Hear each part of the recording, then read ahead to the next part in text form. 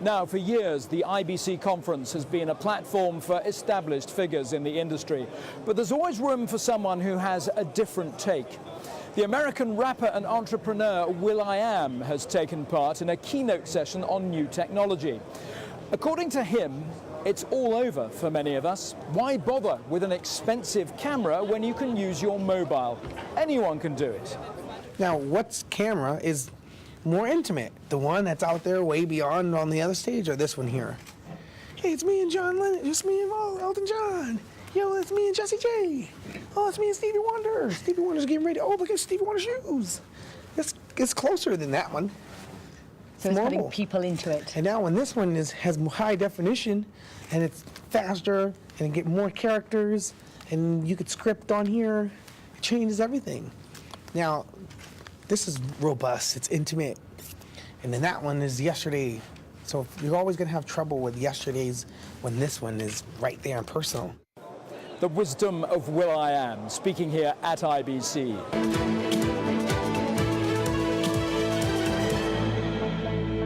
A little later in the program, the TV remote that recognizes you. Learn more in our daily Zoned In report. Now, IBC TV News is in its 17th year. Ours is a unique operation, and the technology we use is right at the cutting edge of news gathering. So, how do we make the program? Gillian Kelly explains. You're watching the finished article now, but how do we bring the news to you? First of all, you need a story. Well, that's easy, as IBC is full of news. People are important. We do things the traditional way, not for us, the single-man operator working by himself. We have camera operators, sound men, directors and PAs, and our journalists have experience of network news programs. You need the right kit. First things first, cameras. The program is shot with Sony HD cameras, and we are totally file-based. IBC TV is using the XD-Cam range to shoot and edit their program. You got the PMW 500, and you got also the PDW 700 that are very well known and widely used in Europe. So we've got the material, now we make the film. We use EVS's Clean Edit system to get the story out there. And everything that you need to do, from the live feeds coming in, the first logging of it, selecting what should go on air and what not, and making a highlight package very quickly, within seconds. That is something that EVS is, I must say, one of the betters in the industry. And then there's how you receive your news. In case you don't already know, you can watch IBC TV News daily here at the show, on Netherlands channel 85 in your hotel room, on the internet, on your mobile, on iTunes, and you can download the program via satellite. In addition, our program is available to over 1 million cable viewers in the Netherlands. When IBC happens, the city does fill up. And I think it's very great for people to sort of get an insight as to what actually happens. So, job done. Now we're ready to start making the next program. Gillian Kelly on the making of IBC TV News. Well, now let's have a look at what's coming up in the conference today. First up in the forum is today's keynote. Samsung's Executive Vice President David Ng will be in conversation with journalist Kate Bulkley.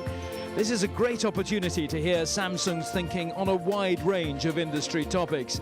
That gets underway at 10:45. Across in the auditorium at 11, there's a session on high-resolution digital cameras. The new 4K and 5K cameras are making waves throughout the film industry, but they require some changes in working practices. This is where to learn more. The Arab Spring. Did it give a pointer to the way news will be covered in the future? The battle on the streets was largely reported by camera phone footage posted online. This fascinating development will be discussed in room E102, starting at midday. On to the afternoon, and at 2 o'clock the subject is stereoscopic 3D content. The technology's there, but TV viewing seems to have declined. Do people really want to be wearing goggles at home? That's at 2 in room E102. At the same time, in the Emerald Room, where cloud delivers for the media, senior broadcasters will be describing how they use the cloud to full advantage. And the final session in the forum, looks at the world's most digitally literate consumers, children. What can they teach us about future consumption patterns? That starts at 4 this afternoon. Now, at each IBC, awards are presented for the best stands. This year's winners were announced yesterday. In the Shell Scheme stand category, Marvell Semiconductors took the prize. The judges liked what they called its wow feeling. In the smaller free design stand category, the award goes to NetGem in Hall 5. The judges said its stand was like a welcoming living room. And the prize for stands of over 100 square meters went to SES in Hall 1. Their stand was praised for its futuristic feel and its interactive area. Prizes will be presented at tonight's awards ceremony.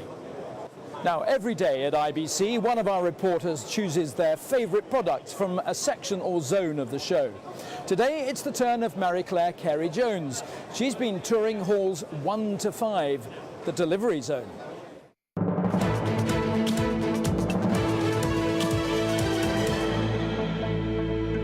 Exhibiting for the first time at the IBC, Brightcove have just one of the many stands in the delivery zone. Brightcove add video to websites, and I'm joined on their stand today by the head of marketing, Robert Raiola. Robert, tell me a little bit about why it's so important to be getting video on websites. It's very important because this is where the audience is consuming video today. Last year, for the first time, video represented more than 50% of the global traffic on the internet. For those who are watching television at home rather than on the go, Smart TV have an alternative to using a set-top box for pay-to-view content.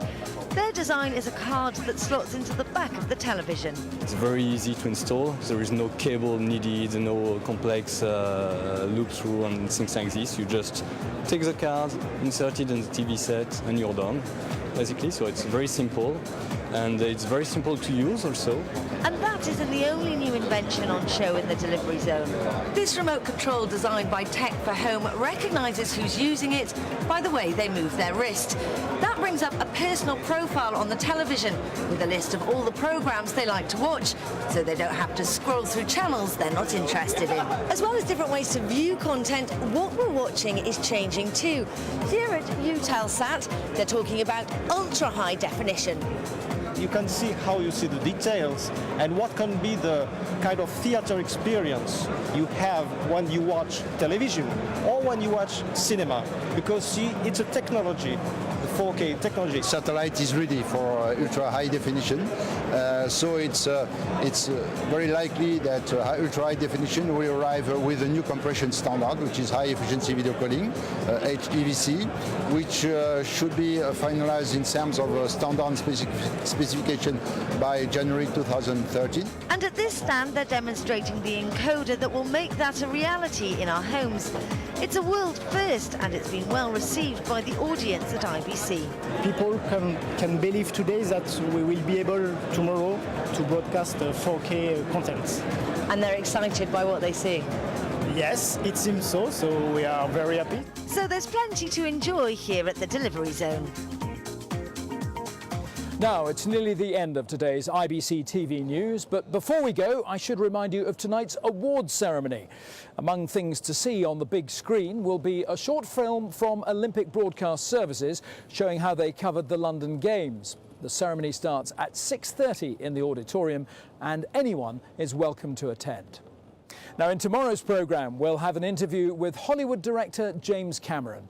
He's been talking to me about filming his extraordinary dive to the bottom of the world's deepest ocean trench and showing some of the cameras he took with him. And finally, a word about our print partner, the IBC Daily, the show's official newspaper, which provides coverage on a huge range of topics, and you really should read it every day. You can pick it up at stands around the show and in the hotels as well. But that's all for now. We'll be back at the same time tomorrow. Do join us then.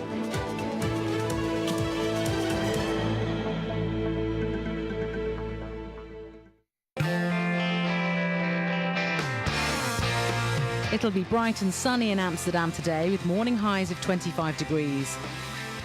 The afternoon sun will give way to rain by the evening and the temperature will drop to 14 degrees. And the outlook. Monday will be dry but cloudy with rain overnight. Tuesday will be cloudy with some rain showers.